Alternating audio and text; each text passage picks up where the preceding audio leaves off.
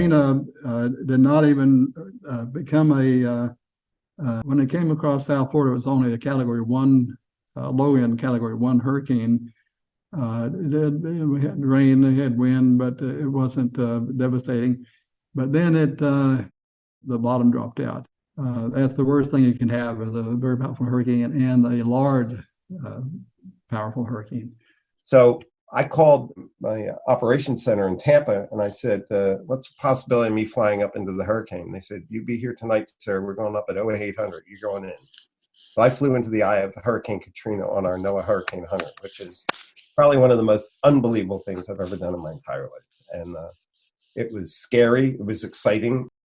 In terms of Katrina, yes, it was an extreme event, but it was the same forecast cycle, the same forecast product.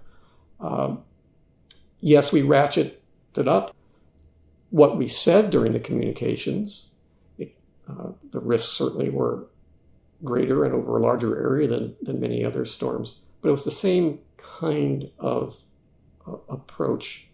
But there are always lessons learned, and one of the lessons learned was that despite what was a good forecast, especially in the last 2 or 3 days, and what we thought was were adequate, we call warnings and watches, that even outside the New Orleans area where they had the levee system failure, that there were many lives lost along the Mississippi coast, almost entirely from the storm surge. It was just astonishing to see all the damage. I mean, parts of Mississippi were just leveled from it. And then you would see shrimp boats just all over everywhere. High and dry, just all over the place. And I remember going into New Orleans right after Katrina, and it was just nobody there. So a lot of the storage facilities and refineries wound up releasing a lot of oil. So it was dealing with basically broad-scale oil spills. There was probably about 8 or 9 million gallons of oil that was released. And after that, it created a big, huge marine debris problem, and there was a need to survey and remove debris. So money was awarded, and the marine debris program was involved.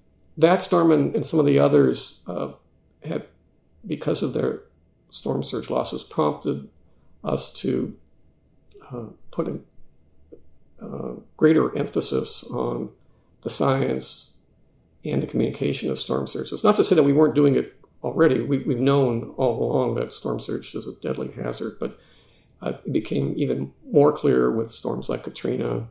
And ultimately that led to what I consider to be a great advance, if not a breakthrough, in terms of communication of the risk from storm surge, in that we within the past 2-3 years, we've introduced not only a new product, graphical product, but watches and warnings that are explicitly tied to the storm surge hazard.